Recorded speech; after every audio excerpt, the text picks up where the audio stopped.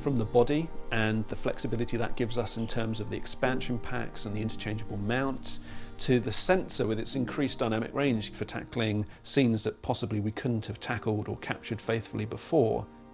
I can get more out of this camera. My money goes further. It's as simple as that from a business standpoint. From a creative point of view, it's unquestionably unlocking more creative avenues for us as filmmakers.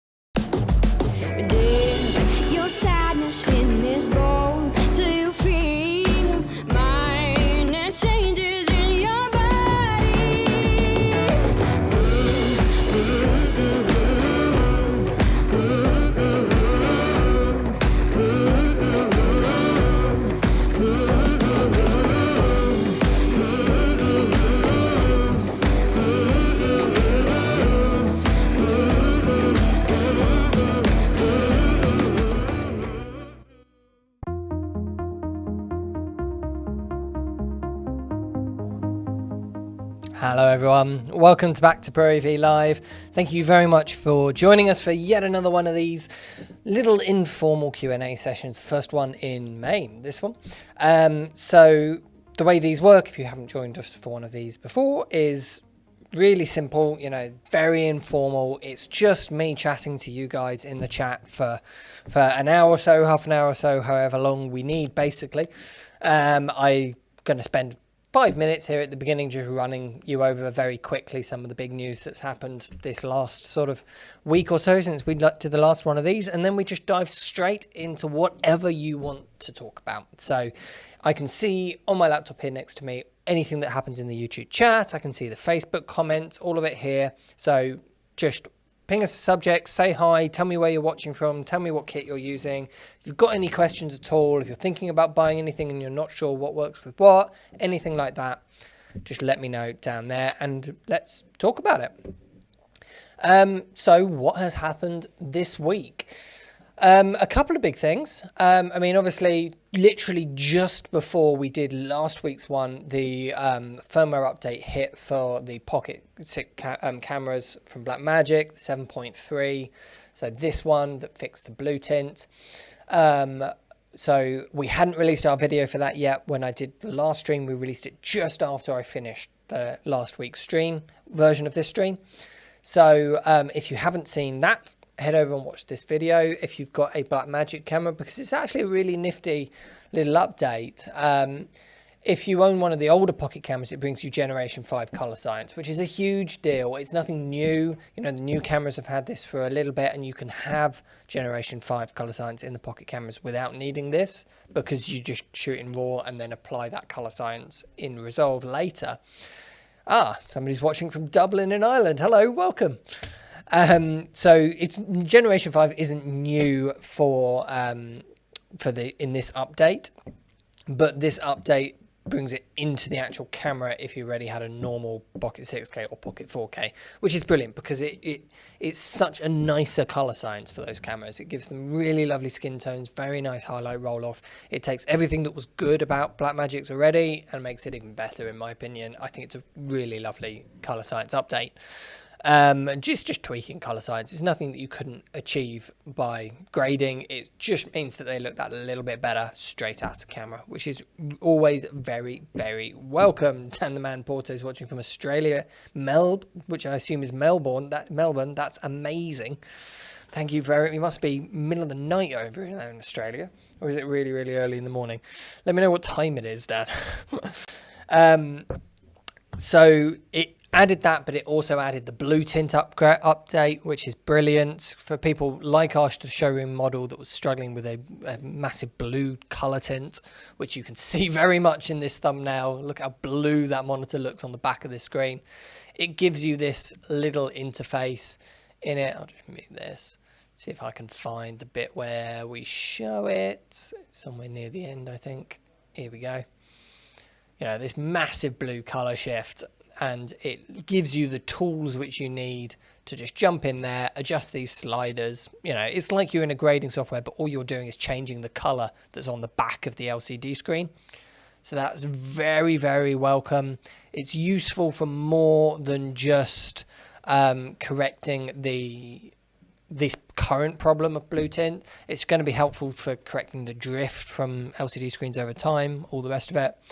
Brilliant update. And then there's a couple more little things like some exposure tool changes. You know, you've now got an RGB wave histogram. We've got an RGB histogram rather than a Luma histogram. And the false color tool actually has a chart next to it which tells you what each color represents in IRE values, which is amazing. Why doesn't every single camera have that? On false color.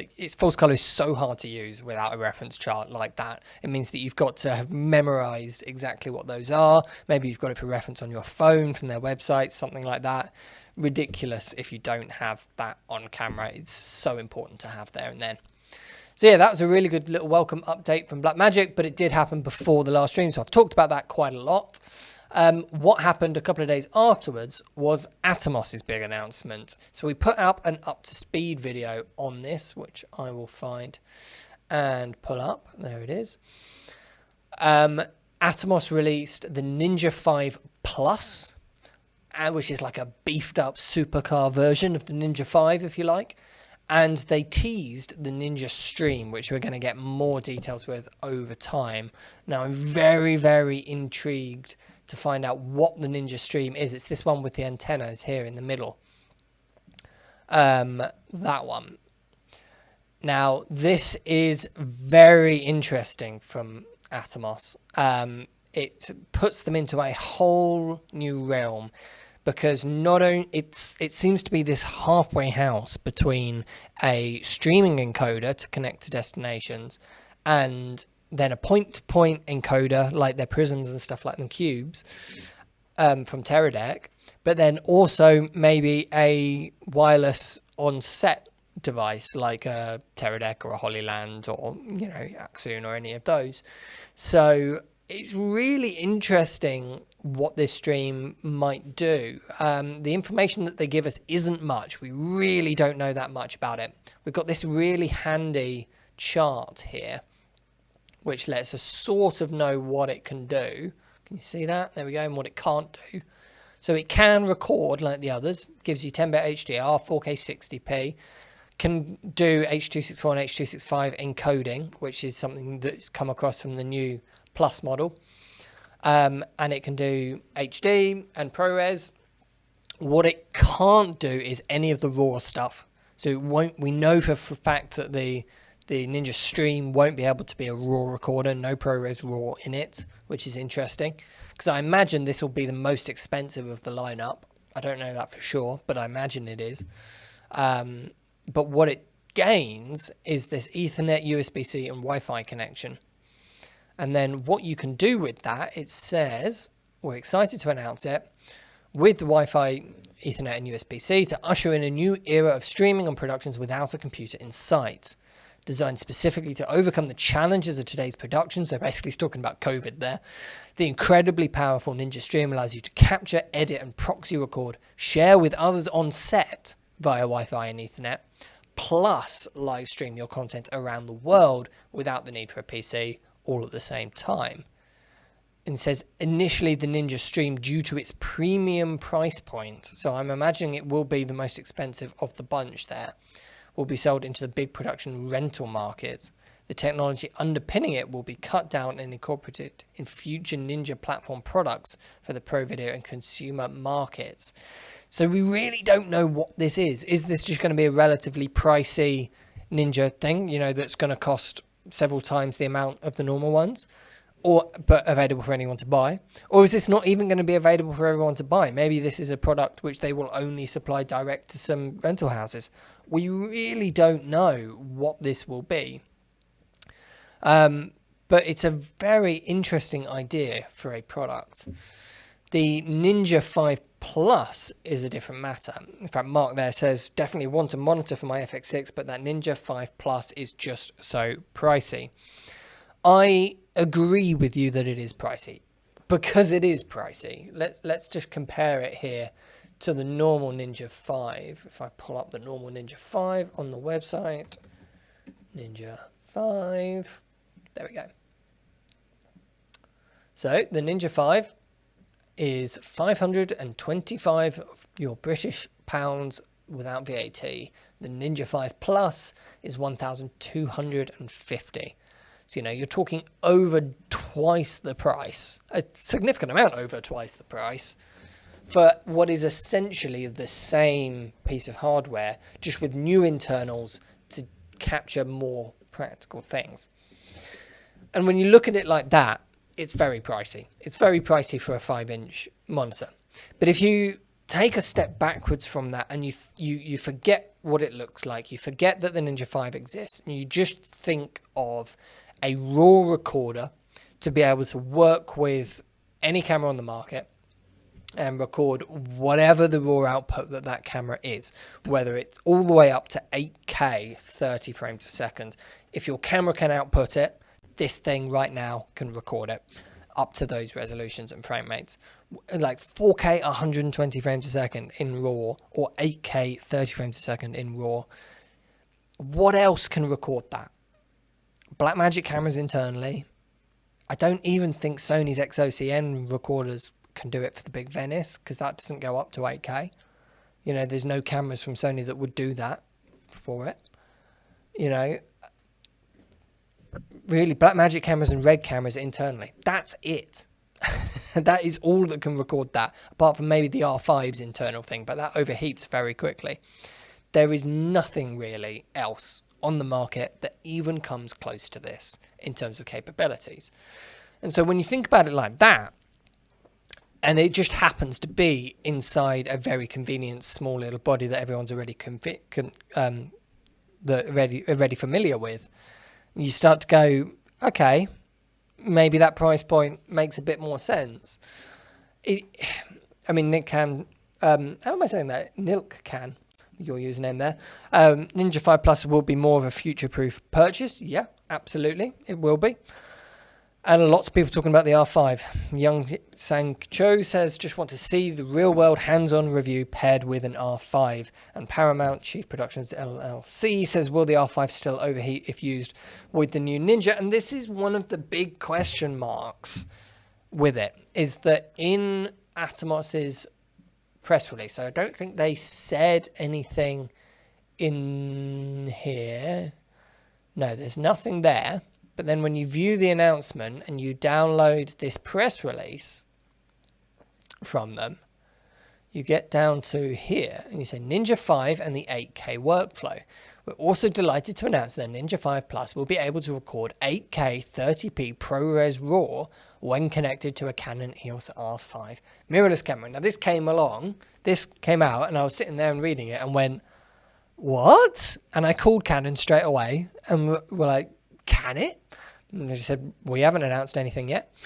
You know, there's nothing from Canon at all confirming this, because right now it's not just that the Canon can't output 8K, it's that it can't output RAW.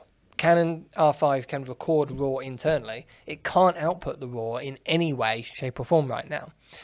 And then if you combine that with the R5 having a small HDMI input rather than the full-size one, plus it being a we assume it's an HDMI 2.0 rather than 2.1. But we don't really know yet how RAW over HDMI works.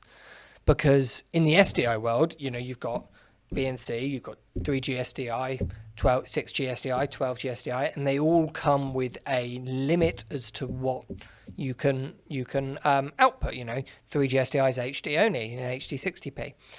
6G SDI is 4K but only at 25 or 30 frames a second, and then 12G SDI can be 4K up to 60 frames a second.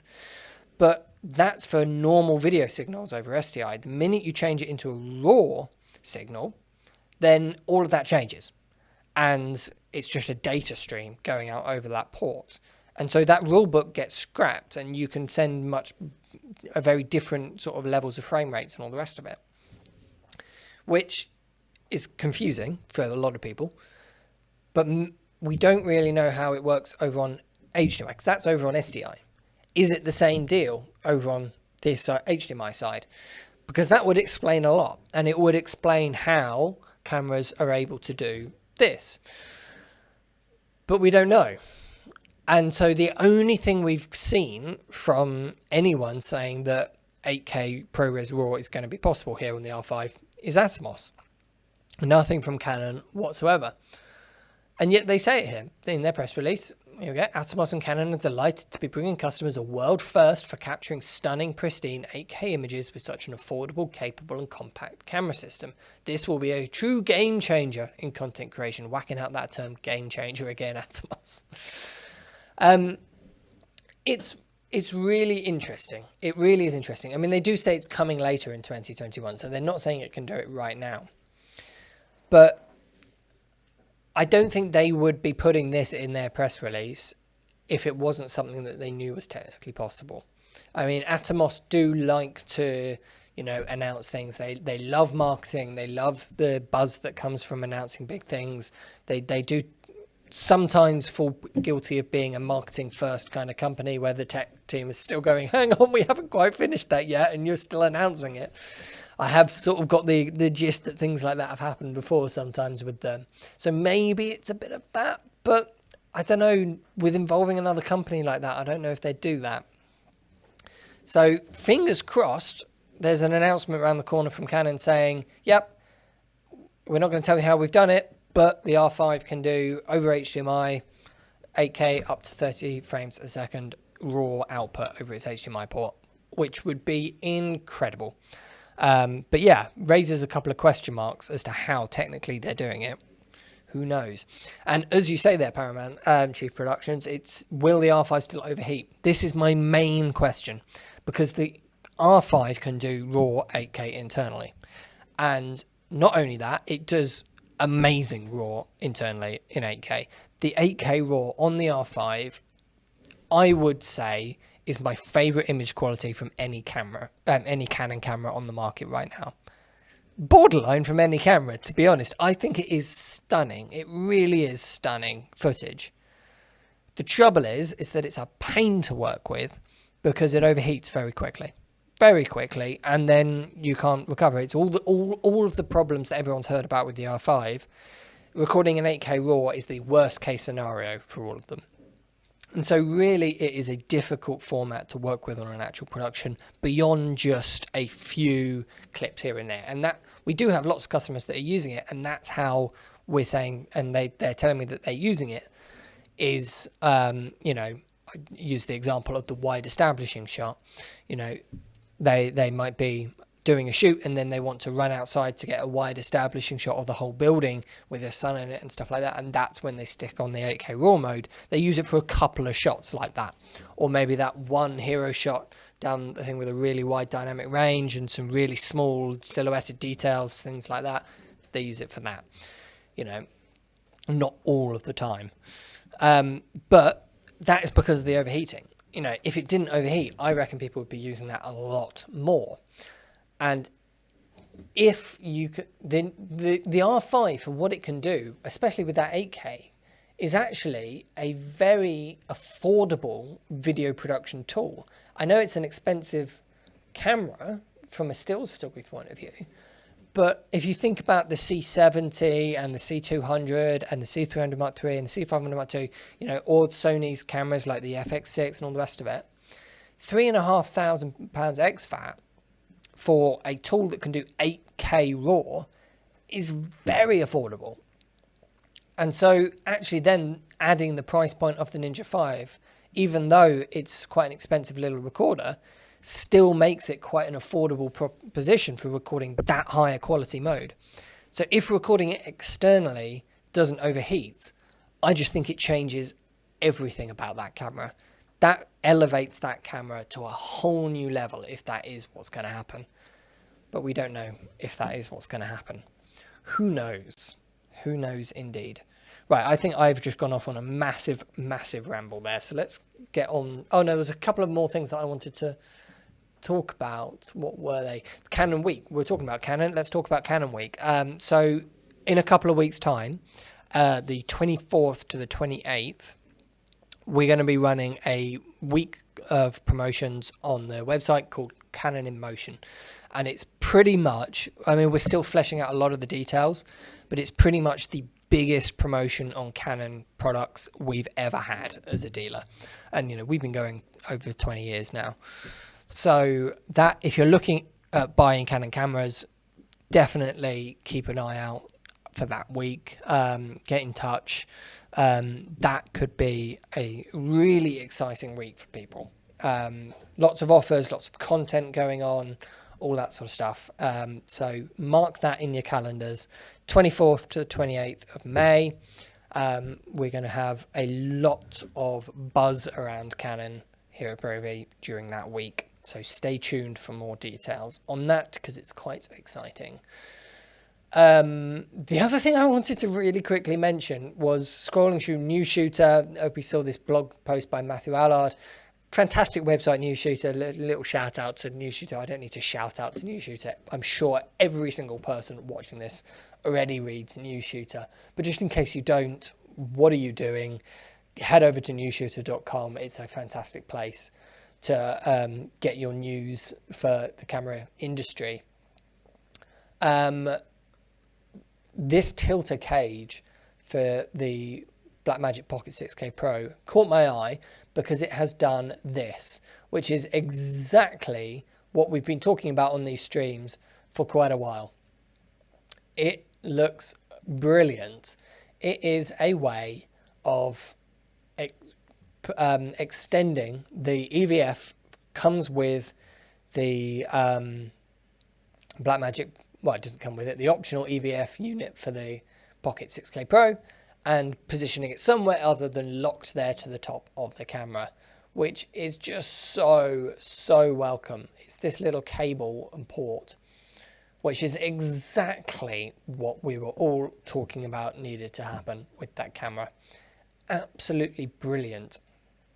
I would, however, point out that this is not a real product right now. Tilta do this. They announce these sort of, I think they say, as I've already mentioned, there's no current indication about pricing or availability.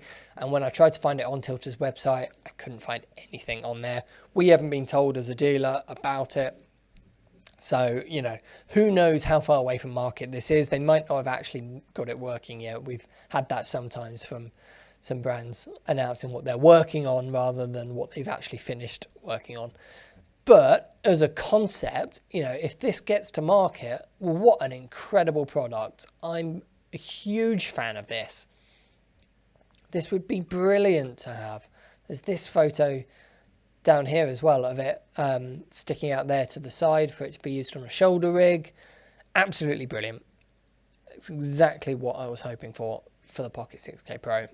Big fan of that. And then beyond that, it looks like a pretty good cage, really. It's got everything you want. It's got the base plates. You can store hard drives in it in a clever way, various different ways. It's got locking port connectors, all of that sort of stuff. Looks like a nice little product.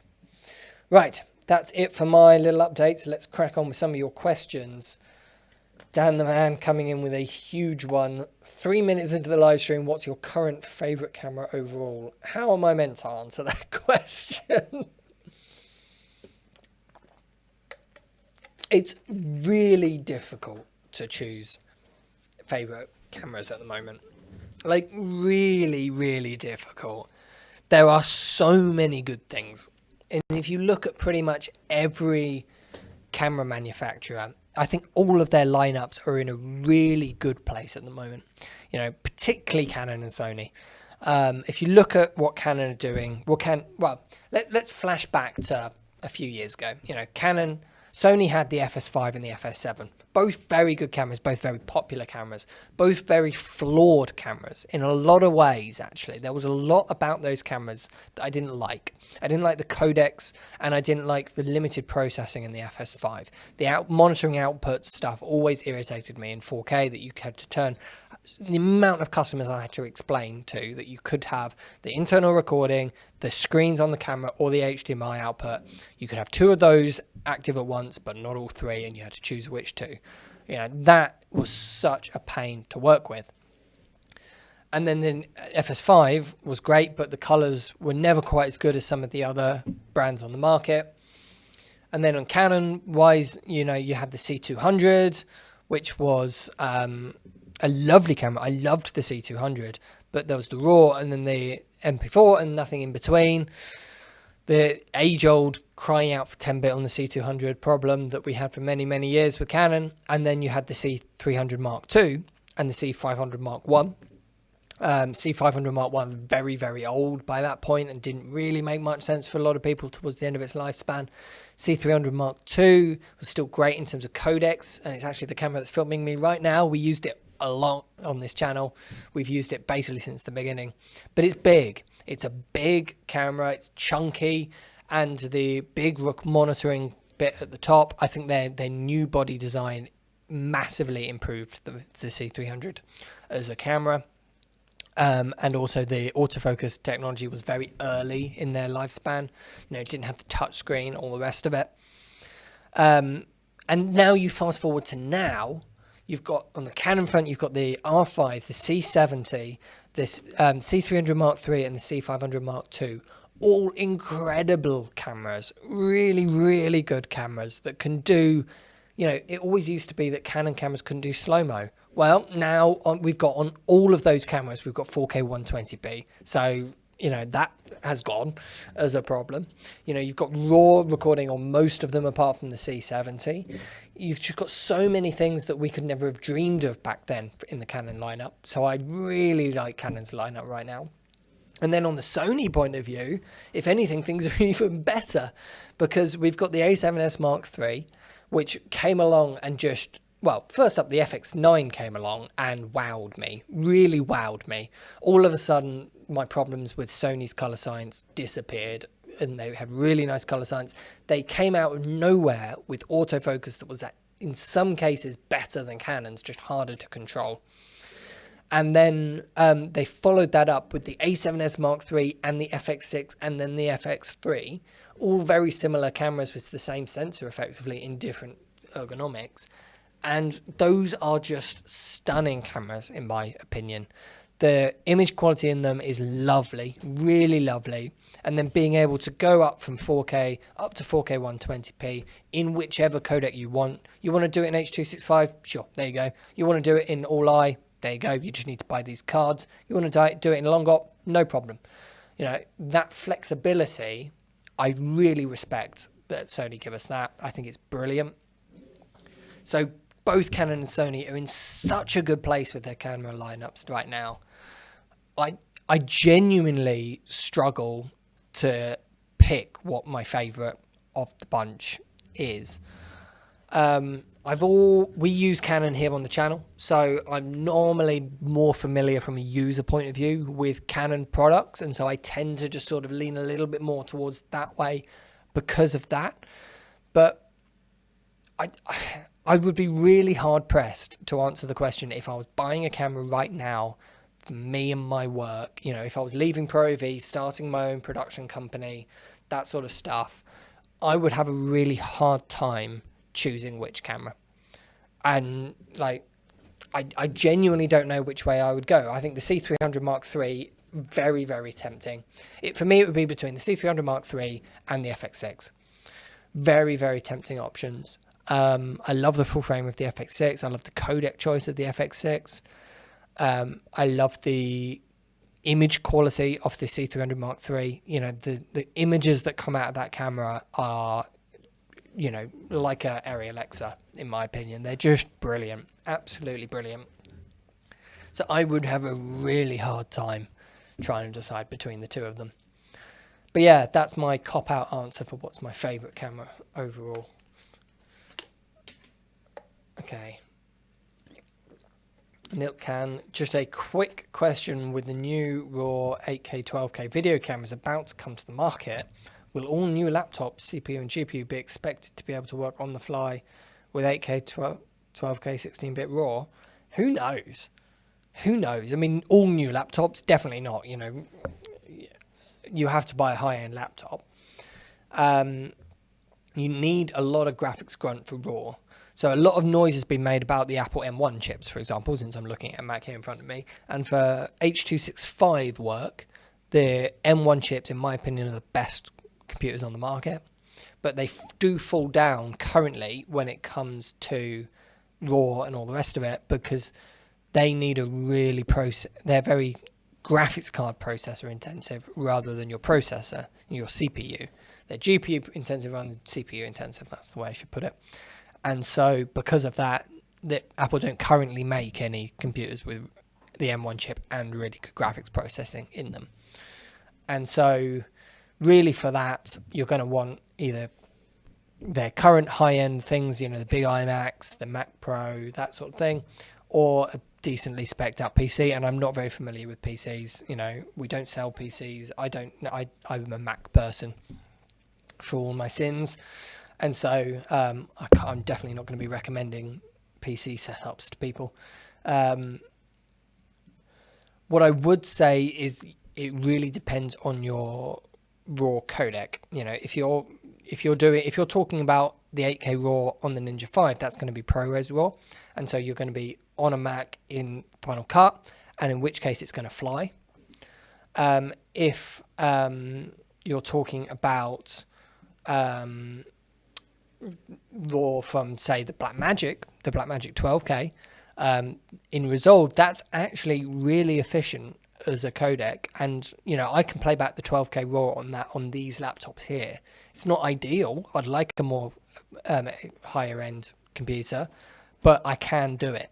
And so I would say most decently spec'd modern laptops or computers will run it from that camera. But you know, it really depends on if you're then talking about the 8K RAW internally record the Canon RAW Lite on the R5. That's a bit more intensive. You know, the 8K Canon RAW Lite is really quite intensive to edit, and so it really depends on the flavor of the RAW. Okay. Digital Video says, what do you think about the new Canon C200 Mark II? There isn't a new C200 Mark II.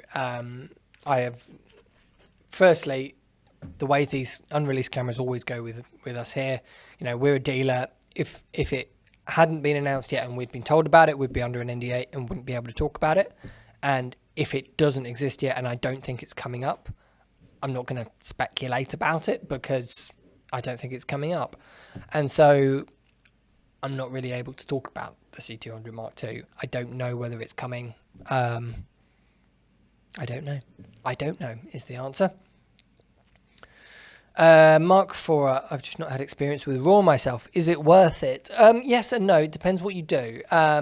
It's worth it in the way that going to a higher bitrate codec is worth it.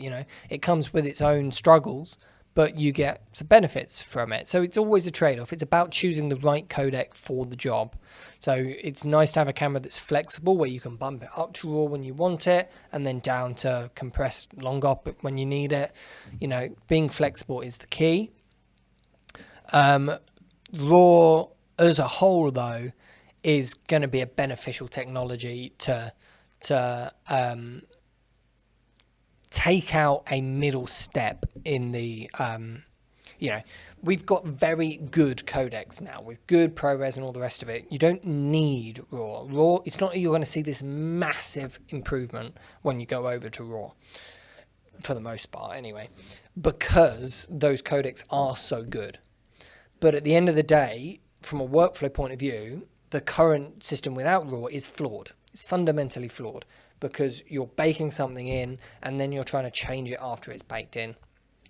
With RAW, it is in doing it in the correct order. Now, in some cases that produces dramatically better results. In some cases it produces tiny improvements, and in some cases you really can't see the difference. So technically it's definitely a big step forwards. But right now, I would really only be using it on the projects where I wanted to make sure that nothing was going to trip me up in terms of image quality. For example, what we do here, I would never really shoot on RAW in the current situation. There's no need for it. There's no need for these simple YouTube videos for me to start messing about and forcing Dan to start editing them in RAW. I'm not going to push him towards doing that. We don't need to do that. If, however, we were doing sort of glossy things, for example, producing adverts for camera companies to run at the beginning, like the ones at the beginning of this stream, I might want to do those in RAW because I want to have the flexibility to know that I'm making changes and not have to cover my back and go, oh, is that falling apart? And do it much more under the microscope. I can, I have that peace of mind that I've recorded in the best quality that I possibly can. And so it really depends on the situation. What I think is exciting about RAW is what it lets us do that's different, because RAW is actually more efficient to encode sometimes in cameras than compressed is, because you don't have to do anywhere near as much processing from a camera point of view to offload it. And that's why we've seen some cameras come along like the Blackmagic 12K, which only record in RAW. And actually the Reds have been doing this for a long time, only recording in RAW, because yes, they've got ProRes, but the ProRes options are very limited compared to the RAW options in those cameras. And so sometimes RAW can unlock a lot more out of a camera than, from a recording point of view, not a post-production point of view, but a recording point of view, than a camera can do.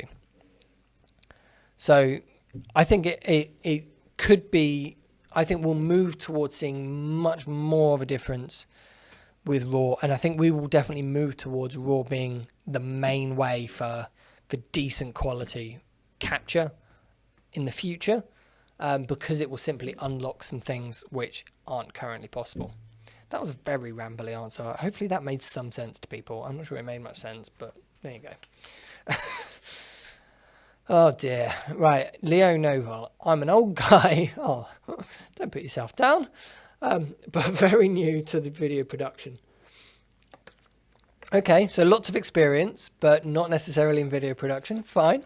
Would you recommend getting a Blackmagic eGPU with a 2.3 gigahertz quad-core 13-inch MacBook Pro?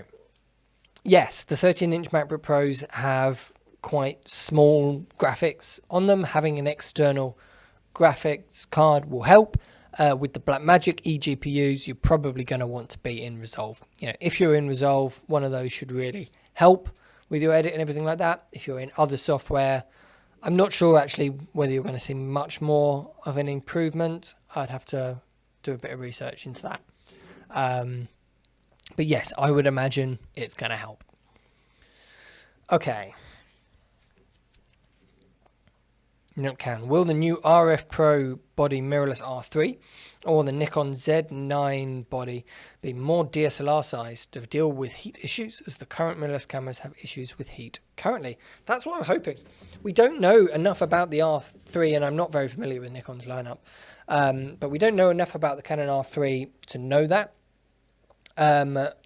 But yes, I would really hope that the extra size in the R3 means that they can dissipate that heat better and avoid the overheating. Fingers crossed. Okay, 8K is okay. Says, yep, if that tilted 6K Pro cage with the EVF comes to light, I'm buying it. Wow, I completely agree. I think it looks great.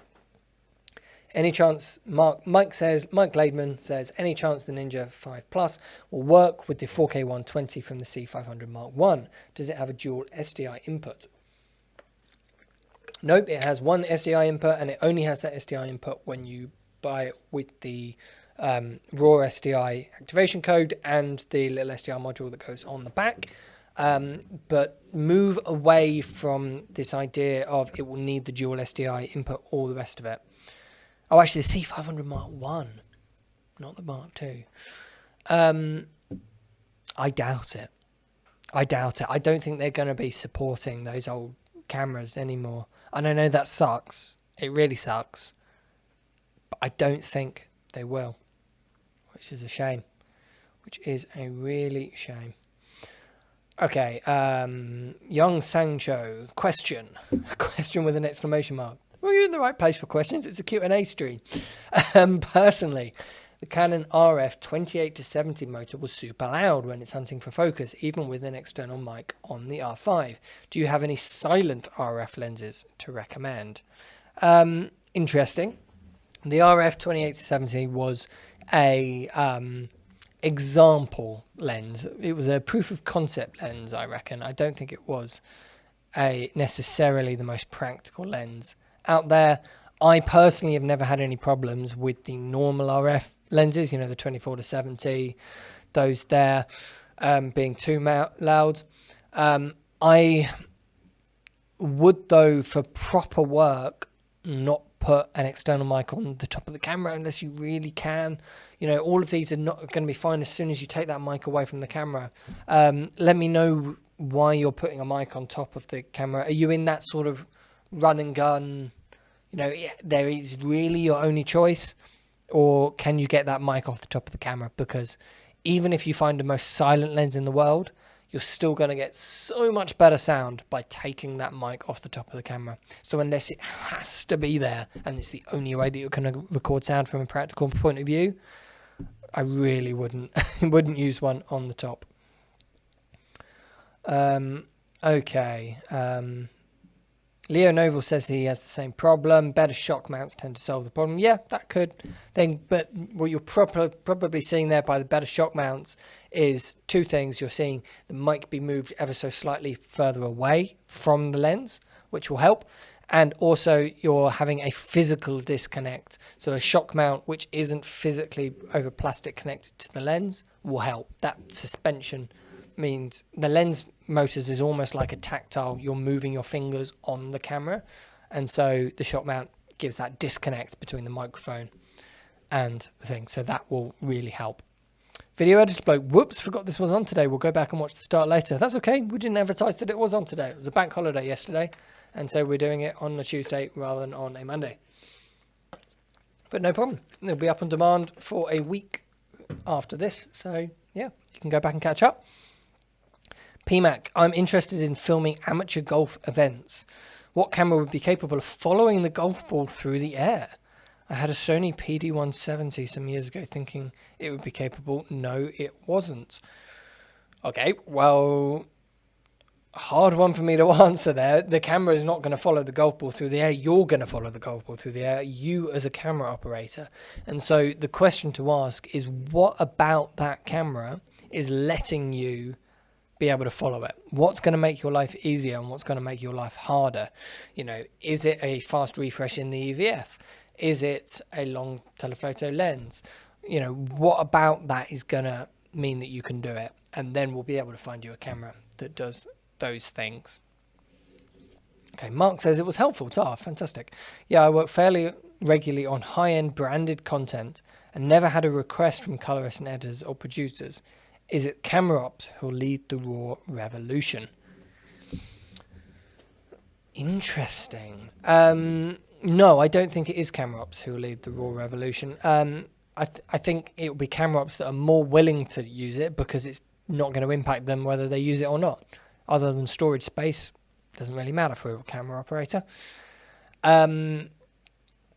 My advice there would be to talk to your colorists. Don't talk to your producers. The producers will just want to know, is it better and how much more is it going to cost me? Your editors aren't going to like it because it's just going to make their lives more difficult. It's your colorists. Talk to your colorists. If you're working regularly with colorists, say, look, I can do this in Longop. I can do this in 10-bit, I can do this in RAW. What would you prefer I work in? And then give them what they ask for. You know, that's their jurisdiction there. You know, you are there to make sure that the camera, as a camera operator, you're there to make sure the camera operator is well exposed. You're there to make sure it's pointed in the right direction. You're there to make sure it's in focus. You're there to make sure that the story is told through the continuity shots and all the rest of it.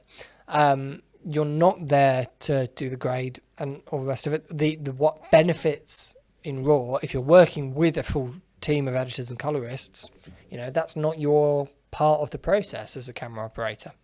And so ask them, you know, if they don't want RAW, if they go, no, don't bother with that, it's going to make my life so much more difficult, then don't give it to them because you'll just be unpopular. But they might come back and go, actually, that would be really helpful. Yes, let's do this one in RAW. It's not going to cost us much more time. It's going to mean we can do better results. Absolutely. So yeah, I would talk to the people you're working with and see what they think.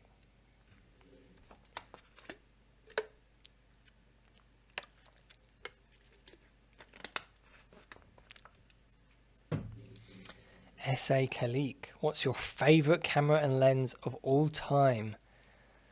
I'm really struggling with that.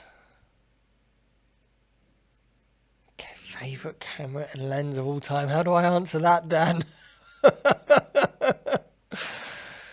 I don't know.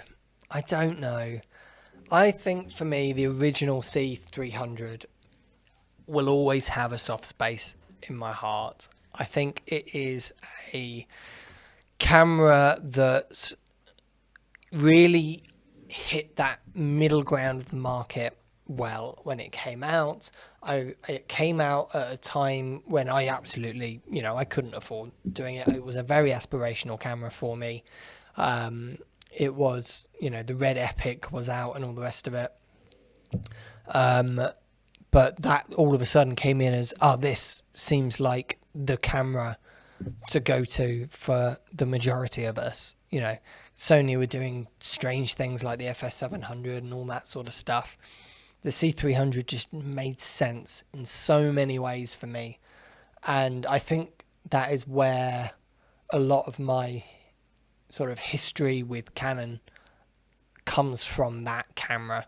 Because I have always had a bit of a soft spot for the Canon image, and I think that is why, because of that camera. I used it a lot on a lot of my early work in the industry, lots of short films, things like that.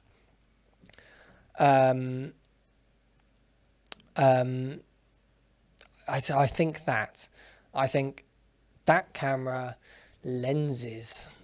What lenses?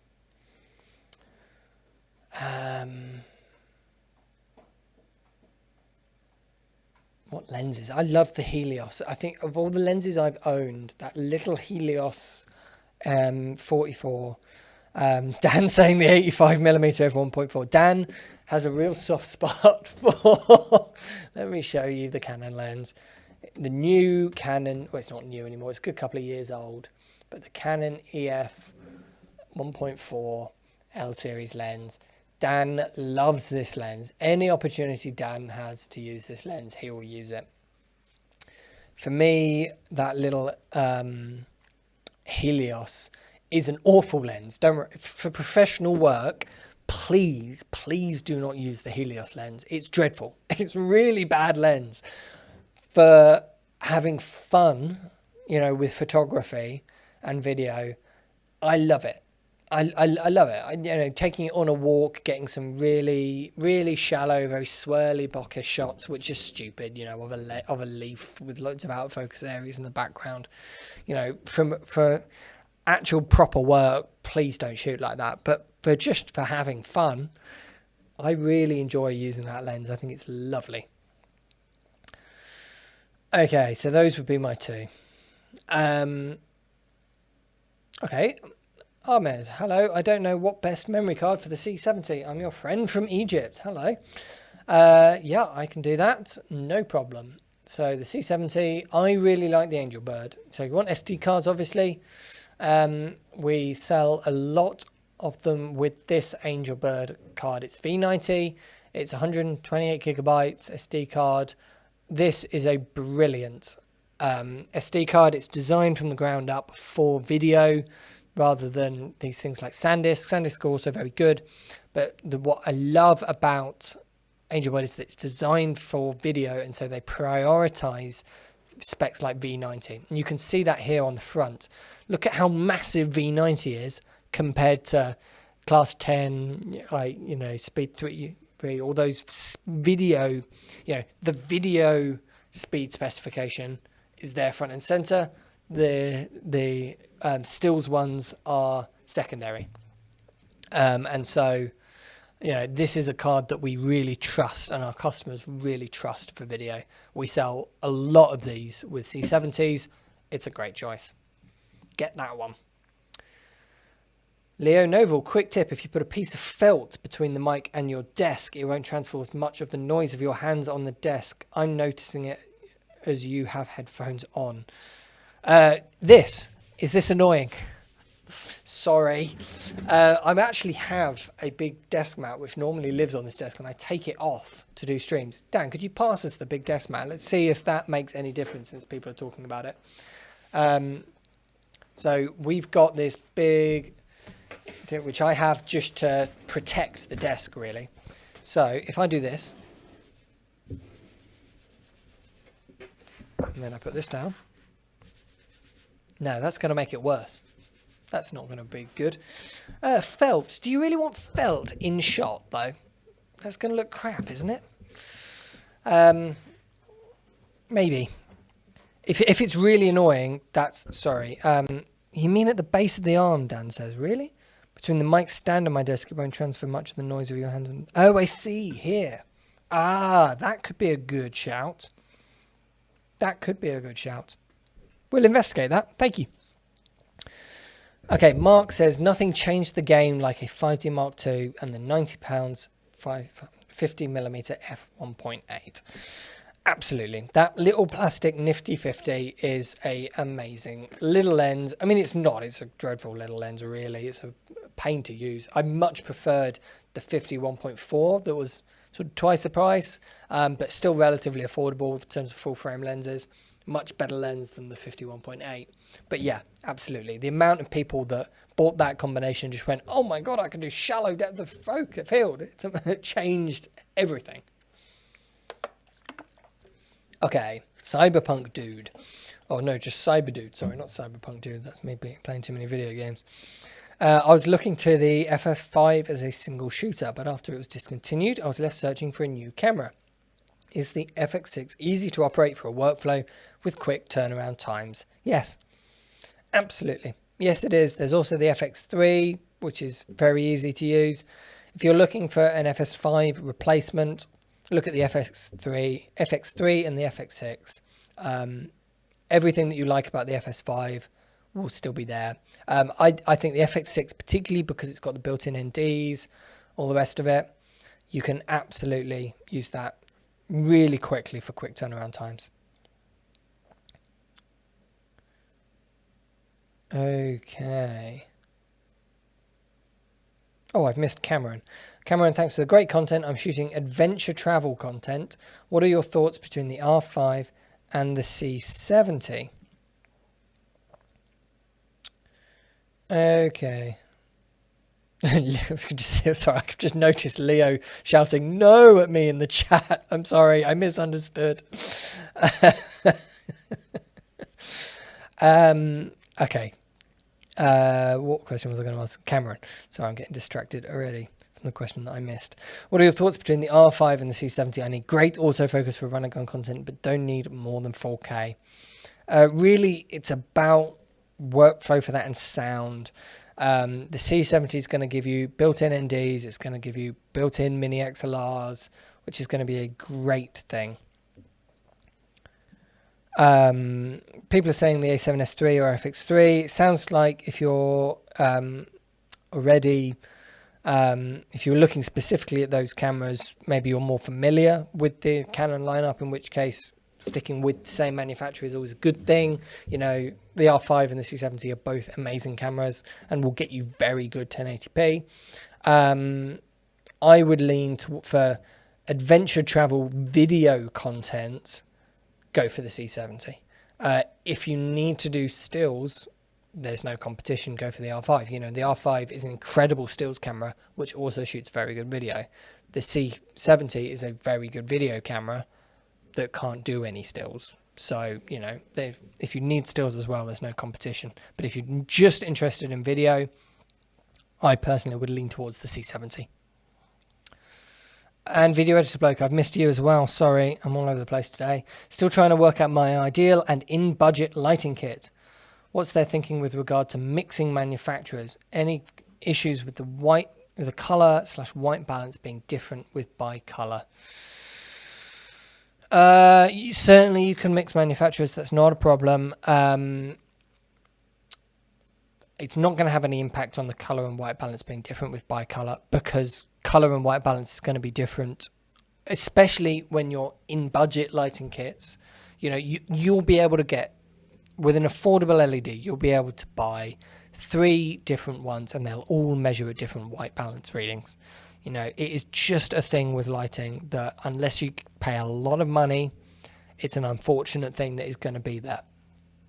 But you don't have to be too precise. We mix lighting all the time on this channel. My key light is normally a huge mixture of things. Like right now, it's these 2 SWIT flexible panels. We use a lot of the nan lights and the apertures with a big soft box in front of them. All sorts of different things. And so there's lots and lots. You know, I don't think people necessarily notice the difference. Dan's pointing out I'm lit with 3 different types of lights now. So I've got the big SWIT flex panel there. I've got a smaller SWIT flex panel with a softbox there. I've got an LS one as my backlight, a little round LS light. I've got an Aperture B7C and that lamp. And I've got a Lupo action panel on the floor blasting at that. So mixing manufacturers, yeah, absolutely. All absolutely fine with it. So what were we talking about last time, video editor bloke? We were talking about the SWITs, which are on their way to me. They still haven't arrived yet, but I'm looking forward to trying those out. I love these flexible LED panels. I think they're really good. I also really love, point cob lighting, so chip on board LED lighting. It's brilliant. I might do a video. I think that would be it would be a long time for us to make it, but I'd love to do a video on different price points of lighting. You know, here's a lighting setup that costs under this. Here's a lighting setup that costs under this. I would love to do that. But I don't think it's going to help you, Video Editor Bloke, because it's going to take me a while to make it. Sorry if you can hear a noise in the background, by the way. It sounds like a motorbike or something outside. It's being really loud. Drop us a message, Video Editor Bloke. We'll have a chat. I'll find you a lighting kit that works for you. I promise you. Okay. Where did I get to? Cyberdude, does the Aperture F7 put out enough light for a simple 3-point lighting setup on an interview? What about outdoors? I would say no. It's not compared to some other choices. But lighting is all about a trade-off. You know, a point source light like this Aperture 200D, for example, is a really good example of it. Where, you know, it's not an expensive light, but it's got to be plugged into mains. It generates a huge amount of light, you know, 65,000 lux at 1 meter with its hyper-reflector. So if you're going to bounce that, if you're going to chuck it through a softbox, something like that, you're going to end up with a very nice bright key light. And you're going to end up with a big light because it's got enough juice that you can blast it through a big sheet of diffusion. You'll get a lovely big source light, and that's going to make the nicest, most flattering key light. Can you do a 3-point lighting setup with a small light like the F7, or the Lupo Super Panels would be my choice rather than the Aperture F7? I would go for these ones. If you're looking for a small light to do it, Lupo Smart Panel. I really like these. They're smaller than the F7s and they're brighter than the F7s. These will do it better. I use these as our backlight a lot on the channel. But they're a small light. So, you know, you're going to have to shoot them through a fairly big piece of diffusion to get them to look flattering as your key light. And so by that point, you really lost a lot of the juice. And so you're going to benefit by, the only time I would do that is if I'm really tight for space. You know, really tight for space.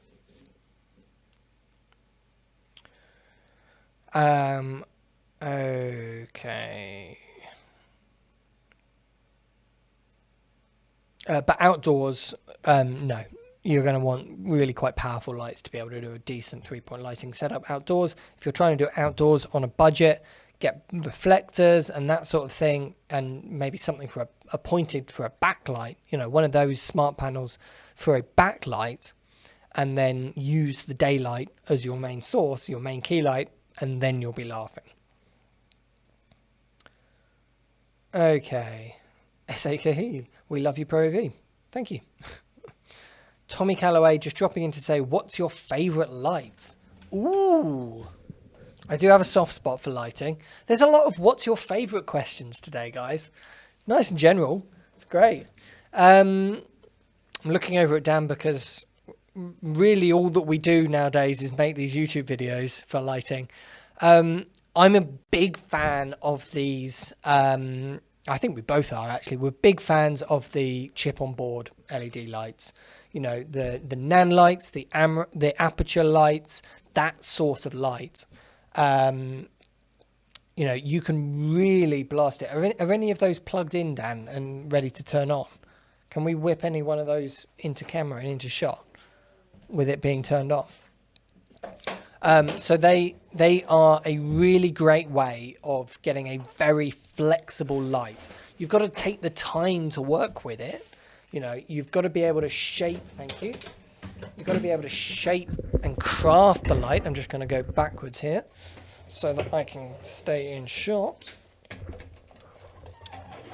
There we go. There's a cob light. So, one of these. So, as a light, you know, these are really bright. Like, they are very, very bright. But because of that, they do a couple of really important things. They create a single shadow. You can just about see it there on my hand on the desk. You know, none of this weird multiple shadow stuff that you get with LEDs. One big single shadow, which is really handy to have for creating hard lights. So if you pair this with a Fresnel lens mount, for example, that works. And the reason it does that is it uses this different, where's the release? There it is. This different type of LED chip on the front. It's this one big yellow chip on board source. And these come in all different shapes and sizes. This is one of the cheaper. This is actually the exact one I was showing there on things, about £300.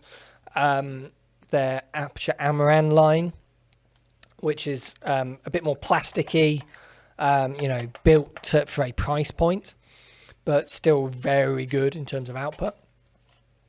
There's then the Nan lights, which I really like as lights. I love these Nan lights. They, chuck us that little tiny 60. So their Forza series from Nan lights, I think are really good. Thank you.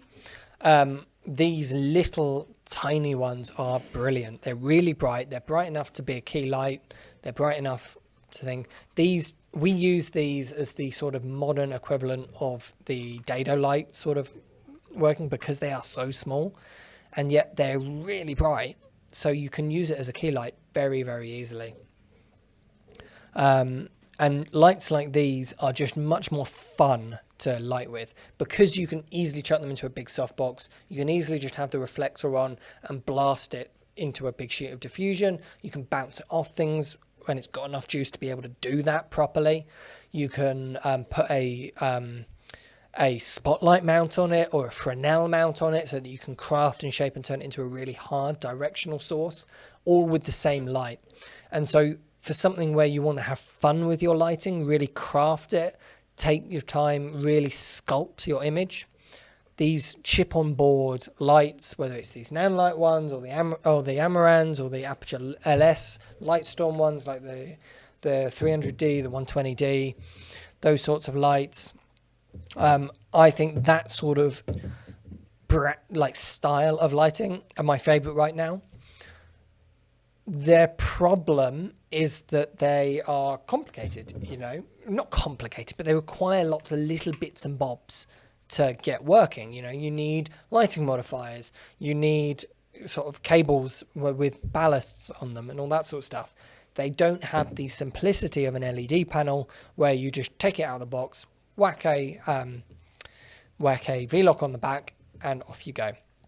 For that real simplicity, a LED panel, is the way to go. And my favorites up the high end are the light panels Gemini, and my favorites down the lower end are these Swits, these Swit E90s or E60s, because they're nice and thin and nice and bright. But neither of those options are very good for traveling with. So these aren't great for traveling with, because you've got to take lots of lighting modifiers and all the rest of it. And although particularly these ones are all right, but bigger ones like that, not great for traveling with. The light panels, the Geminis or those E90s, for example, aren't great for traveling with, because they don't pack down at all. They're just a big light like that. They don't get any smaller. You're just stuck with it like that. What I love for situations like that, and what I would probably buy myself if I was starting something up, is flexible panels, because flexible panels are a bit of a halfway house between them, and they roll up really small. So that means that you can just do so much more with them. You can boom them really easily. You can stick them to ceilings. I've got these ones that are lighting me now permanently installed on just a simple office light. We use this as our studio. This isn't a studio space. This is an office space. It's what it was built for. It just has a normal grid with ceiling panels in it, and this really lightweight cross pattern to hold the ceiling panels in place. And yet with a little Manfrotto scissor clamp, I'm running two big, beautiful soft lights off of that. So they're brilliant for situations like that. They're very, very practical. And although you've got to take a little bit of time to set them up when you're on location, you've got to put the bracket in, you've got to connect the cables up, then being able to pack down really small for a very large light is really, really useful when you're traveling. So that was a very complicated answer for what's my favorite light. But the lighting is one of those things where you can't have one light that does it all. It's like a lens. You can't have one lens that does it all. To create good work, you need different lights. You need different styles of lights for different tools. They're different tools to do different jobs. Okay, we're running over, so I'm going to skip some of these like obscure movie recommendations. I'm not going to go into that now. Video editor bloke says, yep, thinking more about making my own kit rather than buying 3 of the same. Yeah, I think that's a great way to go. As I said, let's talk. I'll help you put together a decent kit for you. Why is there no real step-by-step lessons teaching cinematography anywhere other than super expensive Herbal Academy? I don't think Herbal Academy is that expensive, not in terms of real training, not in terms of university costs, all the rest of it. There's lots of other good places like mz.com. There's courses on there by people which are brilliant. There's lots of great places to teach cinematography, but teaching cinematography is something that's very hard to teach online. Really, you need to learn from people and learn by doing in order to do it well. Okay, and I think that is it. S.A. Khalik says, I'm asking too many questions today, but would you consider doing tutorial videos at some point? We've done lots of tutorial videos. I don't do too many right now just because we make so much content here. We're a team of 2 people. I do lots of other stuff for ProAV other than just the marketing, these videos. And so at the moment, we're very pushed for what just physically we can achieve as a team of 2. And tutorial videos take a huge amount of time. They really do. Speak to anyone that makes tutorial videos. Tutorial videos and courses take such a massive amount of time. We have done them before in the past, and I'm sure we will do them again in the future. What I would say is that we try and partner with people, especially on these live streams, and we're going to do more of that coming up actually. We're going to start doing much more regular streams with people like Philip Bloom, for example, to just sort of learn from them by dissecting what they do, how they do it, that sort of stuff. And so we're going to be doing a lot more of that. But yeah, I think that is a great place to end it for now. Thank you so much for all of those questions. Some really, really good ones today, actually. I thought that was some fantastic questions coming through. So yeah, thank you very much for joining me. And if you want to buy any of the products we've talked about, or if you just want a bit more custom advice, particularly on things like lighting kits, which is so personal to the way that you work, please do get in touch. Let's talk one-to-one. Talk with our sales team. We're a small team here at ProAV. There's only sort of 30 people that work here at ProAV from a customer-facing point of view. And so, speak to our sales team. They'll be able to put you in touch with me or one of the other techie people here. We can help craft you the right thing for you and the way that you do. That's the way that we've always done it here as a company. So please do get in touch. We will help you find the right equipment for your work. That is what we are here for. So yeah, get in touch. And if you just want to buy any of the products, just nice and simply, head over to the website and buy it there. But yeah, thank you very much for joining me. And mark those Canon dates in the diary. If you missed it at the beginning, we're working on some very exciting Canon promotions for the week of the 24th to the 28th of May. Some of the biggest sales promotions on Canon products that we've ever done. I'm really excited for some of those sales promotions and some of the content we're working on for that. So mark those dates in your diary, especially if you're interested in buying any Canon products, because that is something you're going to want to stay tuned for. But yeah, that's enough times for me to say that we're ending. Dan's there with his finger hovering over the button. Thank you very much for joining us, and I'll see you very soon. Bye.